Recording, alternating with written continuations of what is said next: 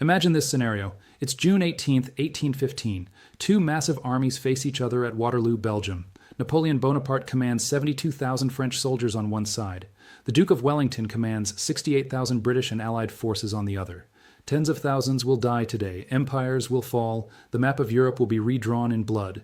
But here's what they don't teach you in history class. Both armies, enemies to the death, were funded by the same banking family. The Rothschilds lent money to both sides. When Napoleon fell, the Rothschilds won. When Wellington triumphed, the Rothschilds won. The soldiers died. The king celebrated or mourned. But the bankers, they always collected. This wasn't an accident. This wasn't opportunism. This was a system. A formula that has been refined and repeated in every major conflict for the past 200 years. From the Napoleonic Wars to World War I, from World War II to the modern forever wars in the Middle East. The pattern is always the same. Create the crisis. Fund both sides. Collect the debt. Control the aftermath. By the end of this investigation, you'll understand why wars never truly end, why national debts only grow, and why the same banking dynasties that funded Napoleon are still the most powerful financial institutions on Earth today. This isn't conspiracy theory. This is documented history that's been buried in footnotes, hidden in central bank archives, and conveniently left out of every economics textbook you've ever read. The greatest trick the international banking cartel ever pulled wasn't convincing the world they didn't exist. It was convincing you that war is political when it's always been financial. Welcome to the real history of modern warfare. Welcome to the debt system that enslaves nations.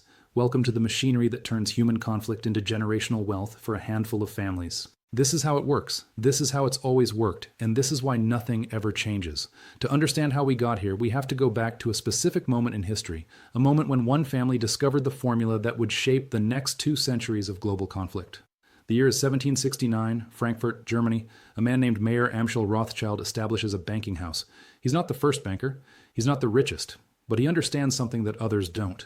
He understands that governments at war have unlimited demand for money. And he understands that the lender, not the soldier, controls the outcome. Rothschild had 5 sons. And in a move of pure strategic genius, he sent each son to a different European capital. Nathan to London, James to Paris, Salomon to Vienna, Karl to Naples, Amschel stayed in Frankfurt. This created something unprecedented, a banking network that transcended national borders. While kings saw enemies across the channel, the Rothschilds saw customers on both sides of every conflict. The breakthrough moment came during the Napoleonic Wars. Nathan Rothschild, operating out of London, became the primary financier for the British war effort. He arranged loans, moved gold, and created financial instruments that allowed Britain to sustain a 20-year conflict with France. But here's the part that gets left out. The Rothschild family was simultaneously working with French financial interests. They couldn't publicly fund Napoleon, that would be too obvious. But through intermediaries, through neutral territories, through complex financial instruments that moved through multiple jurisdictions, Rothschild money flowed to both sides. Why would they do this? Simple mathematics. If you fund one side of a war, you have a 50% chance of backing the winner. If you fund both sides, you have a 100% chance of collecting from whoever survives. The debt doesn't care who wins the battle. The debt always gets paid. The Battle of Waterloo proved the system's perfection. Nathan Rothschild famously received news of Napoleon's defeat a full day before the British government. He used this information advantage to manipulate the London Stock Exchange, first selling British bonds to trigger a panic, then buying them back at crashed prices before the victory was announced. This single trade allegedly netted the Rothschild family the equivalent of $6 billion in today's money. But the real profit wasn't the stock manipulation, it was the debt. Britain emerged victorious, but financially devastated. The war had cost £831 million, an astronomical sum. The British government owed most of this money to private lenders, with the Rothschilds holding the largest position. The victory at Waterloo didn't free Britain. It enslaved them to their creditors for generations. And this became the model, the template, the formula that would be replicated in every major conflict that followed. The Rothschild formula crossed the Atlantic in the mid-19th century, but it met resistance from an unexpected source, Andrew Jackson, the 7th President of the United States. Jackson understood the system. In 1832, he vetoed the renewal of the Second Bank of the United States, a private central bank that European banking interests controlled. His reasoning was blunt and prophetic. Gentlemen, I have had men watching you for a long time, and I am convinced that you have used the funds of the bank to speculate in the breadstuffs of the country. When you won, you divided the profits amongst you, and when you lost, you charged it to the bank. You tell me that if I take the deposits from the bank and annul its charter, I shall ruin 10,000 families. That may be true, gentlemen, but that is your sin. Should I let you go on, you will ruin 50,000 families, and that would be my sin. Jackson paid off the national debt, the only president in history to do so. He died believing he'd defeated the banking cartel. He was wrong. The bankers didn't give up. They waited. And 30 years later, they found their perfect opportunity: the American Civil War. Here's what's rarely discussed. The Civil War wasn't just about slavery or states' rights. It was about who would control the American financial system. European banking houses, particularly those in London and Paris, offered to fund both the Union and the Confederacy, but with conditions. They wanted to install a central banking system, European style, that would give them control over American currency and credit. President Abraham Lincoln understood the trap. Instead of accepting loans from foreign banks at usurious interest rates of 24 to 36%, he authorized the printing of debt-free currency, the famous Greenbacks. In 1862, Lincoln stated, "The government should create, issue, and circulate all the currency and credit needed to satisfy the spending power of the government and the buying power of consumers. The privilege of creating and issuing money is not only the supreme prerogative of government, but it is the government's greatest creative opportunity." This was revolutionary and terrifying to the banking establishment. Lincoln was demonstrating that governments didn't need private banks to finance war. They could issue their own currency and avoid debt slavery. The London Times wrote in 1865, "If this mischievous financial policy, which has its origin in North America, shall become permanent, then that government will furnish its own money without cost. It will pay off debts and be without debt. It will have all the money necessary to carry on its commerce. It will become prosperous without precedent in the history of the world. The brains and wealth of all countries will go to North America. That government must be destroyed, or it will destroy every monarchy on the globe." 5 weeks after the war ended, Lincoln was assassinated. The Greenback system was gradually dismantled, and within a generation, the banking interests succeeded in establishing exactly what Jackson had fought against: a private central bank controlling American currency. But the Civil War established another precedent. Both sides had been offered European funding. Confederate agents negotiated loans in London. Union representatives dealt with New York banks with European connections. The war added $2.6 billion to the national debt, money owed primarily to private lenders. The formula was working perfectly on American soil. The ultimate triumph of the international banking system came on December 23, 1913, the day the Federal Reserve Act was passed. This event is shrouded in mythology and deliberate misdirection. Here are the facts that matter. In November 1910, 7 men took a secret train ride from New York to Jekyll Island, Georgia. They used only first names to avoid recognition. These men represented approximately 1/4 of the world's total wealth. The attendees: Nelson Aldrich, Senate Republican whip, father-in-law to John D. Rockefeller Jr., A. Piatt Andrew, Assistant Secretary of the Treasury, Frank Vanderlip, President of National City Bank, Henry Davison, Senior Partner of J.P. Morgan, Charles Norton, President of First National Bank, Benjamin Strong, representing J.P. Morgan, and Paul Warburg, partner in Kuhn, Loeb & Kobers, representing the Rothschild banking dynasty. They spent 9 days drafting a banking bill designed to give them control over the U.S. money supply. The plan was simple but brilliant: create a central bank that looked like a government institution, but was actually owned and controlled by private banks. The Federal Reserve isn't federal, and it has no reserves. It's a private cartel of banks with a government-granted monopoly on money creation. The legislation was deliberately introduced during the Christmas recess of 1913, when most congressmen had left Washington. The vote occurred with only a skeleton crew present. President Woodrow Wilson signed it into law, a decision he later regretted, writing, "I am a most unhappy man. I have unwittingly ruined my country. A great industrial nation is controlled by its system of credit. Our system of credit is concentrated.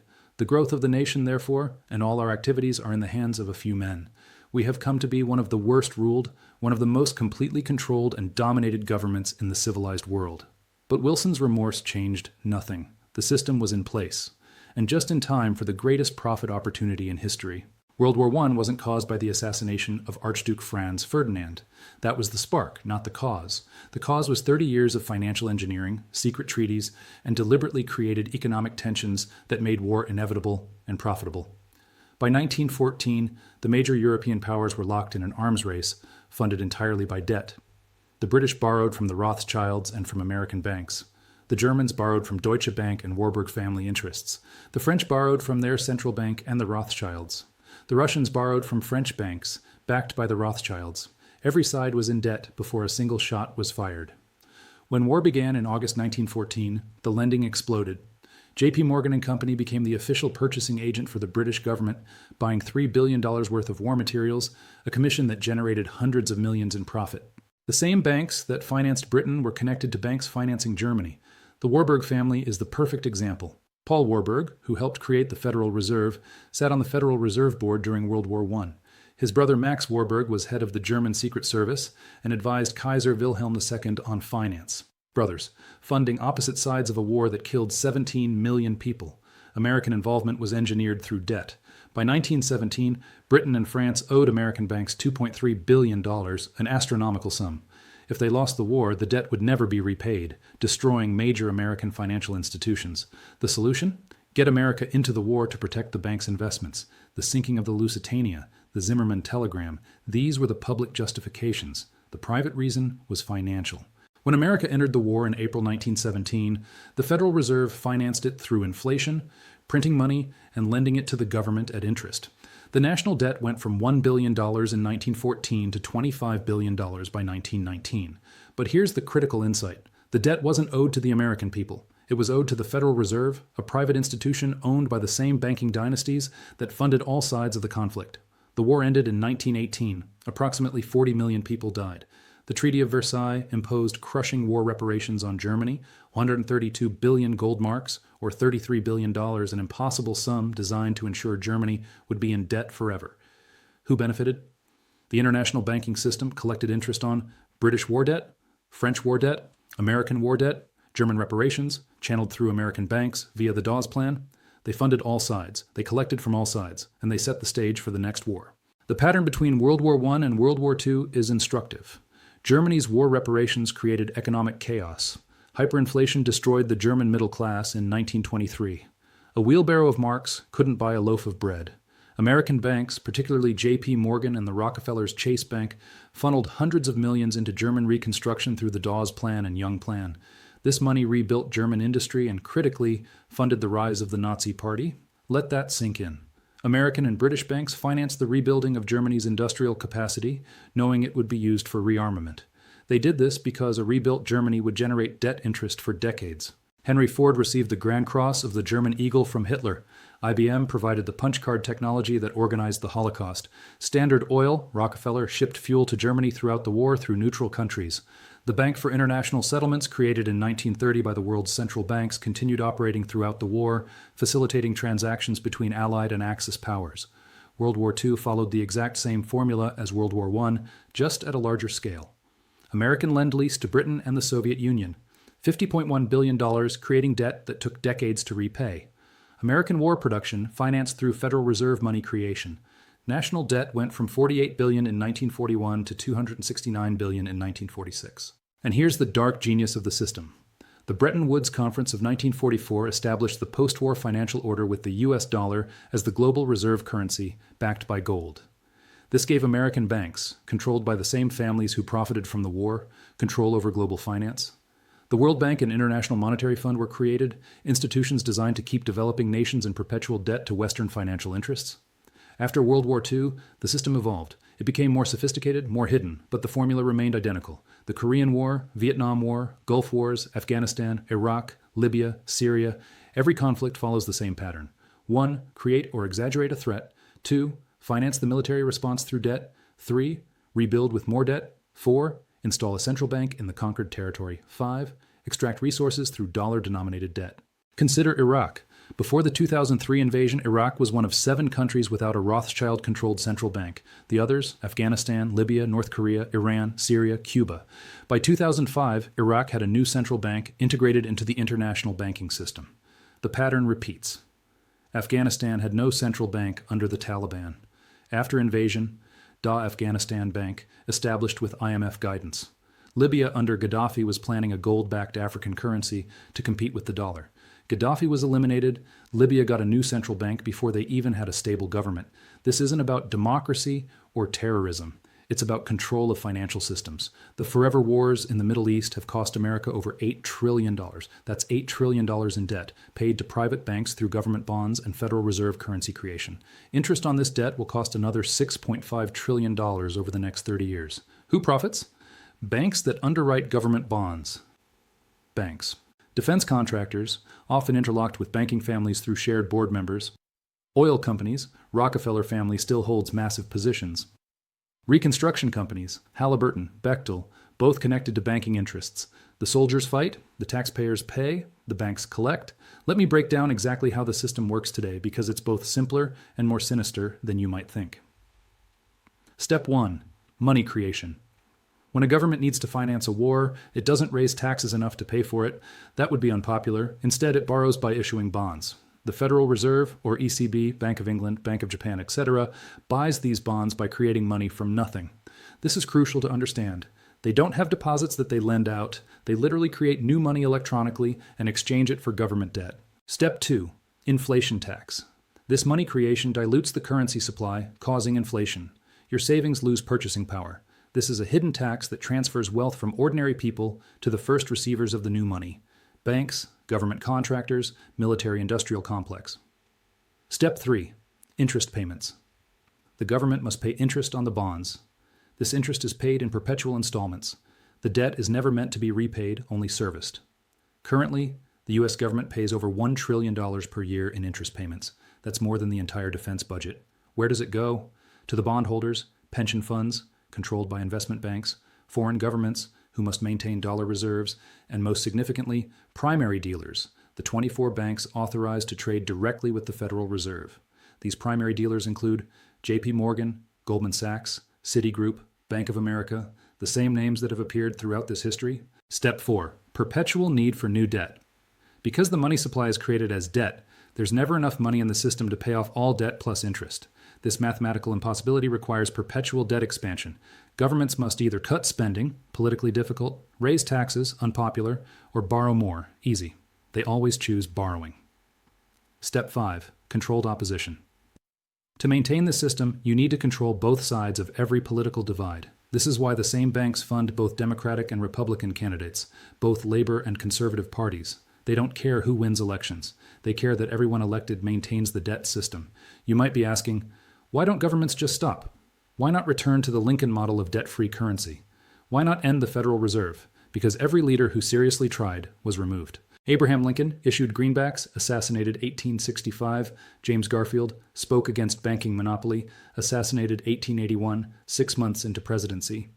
William McKinley moved toward gold-backed currency independent of banks, assassinated 1901. John F. Kennedy, Executive Order 1M1110, authorized Treasury to issue silver certificates independent of Federal Reserve, assassinated 1963. Order never implemented. Notice a pattern? Modern leaders learned the lesson. You don't fight the banking system. You serve it or you're destroyed, economically if not physically. When Saddam Hussein announced in 2000 that Iraq would sell oil in euros instead of dollars, threatening the petrodollar system, he was invaded 3 years later. When Muammar Gaddafi proposed the gold dinar to unify African currencies and bypass the dollar, he was eliminated in 2011. When Viktor Yanukovych of Ukraine considered closer ties with Russia over the EU and IMF, he was removed in the 2014 coup. The system protects itself, not through conspiracy and smoke-filled rooms, but through institutional incentives, financial leverage, and when necessary, regime change. Here's where we are today. Global debt, government and private combined, exceeds $315 trillion. That's 4 times the entire global GDP. This debt is mathematically unpayable. The interest alone requires perpetual economic growth, which requires perpetual resource extraction, which requires perpetual conflict to secure resources. The banking families that financed the Napoleonic Wars are still in power, now disguised behind layers of corporate structure, investment funds, and foundation philanthropy. The Rothschild banking group still operates with estimated assets over $500 billion, true figure unknown due to private ownership. The Rockefeller family wealth distributed through trusts and foundations is estimated at over $11 billion publicly, likely much more in hidden assets. The Morgan banking interests merged into J.P. Morgan Chase, now the largest bank in America with $3.7 trillion in assets. These aren't just rich families. They are nodes in a financial network that transcends borders, controls central banks, influences governments, and profits from every conflict. And they're positioning for the next phase, central bank digital currencies, CBDCs. This is the endgame. When your money exists purely as digital entries controlled by a central bank, they won't need wars to extract wealth. They'll simply program your money to expire, limit where you can spend it, or seize it with a keystroke. The war profiteering model gets replaced by something more efficient: complete algorithmic control of all transactions. The system I've described isn't hidden because of some grand conspiracy. It's hidden because it's boring. Documents are available. Congressional records, bank archives, historical communications, it's all there. but it's scattered across thousands of sources, written in financial jargon, and contextualized in ways that obscure the pattern. The genius of the system is that it operates in plain sight. The Federal Reserve publishes its actions. Banks file public disclosures. History books document the events. But no one connects the dots. No one teaches the pattern. No one points out that every major war for 200 years has enriched the same network of families while enslaving nations in debt. You're not taught this in school because the same foundations that fund education, Rockefeller Foundation, Carnegie Foundation, Ford Foundation, are extensions of the banking families. They control what gets researched, what gets published, what gets taught. You don't hear this in media because the 6 corporations that control 90% of American media are owned by investment firms like BlackRock and Vanguard, which are interlocked with the banking system. You don't hear it from politicians because both parties are funded by the same financial interests. The system is self-reinforcing and self-protecting. So what do you do with this information? You can't overthrow the system. It's too entrenched, too powerful, protected by governments it controls. But you can opt out in small ways. Understand that national conflicts often serve financial interests, not national security. Recognize that debt-based currency creates slavery, not prosperity. Support sound money alternatives, historically gold and silver, now potentially Bitcoin. Question narratives that lead to war. Study history to recognize patterns repeating. The banking cartel that funded both sides of Waterloo is still operating. The formula that worked in 1815 still works today. They fund both sides. They collect the debt. They control the aftermath. Until people understand that war is a banking operation, not a political one, the cycle will continue. Soldiers will keep dying. Taxpayers will keep paying. And the same families will keep profiting from human suffering, generation after generation. The question is, now that you know, what will you do?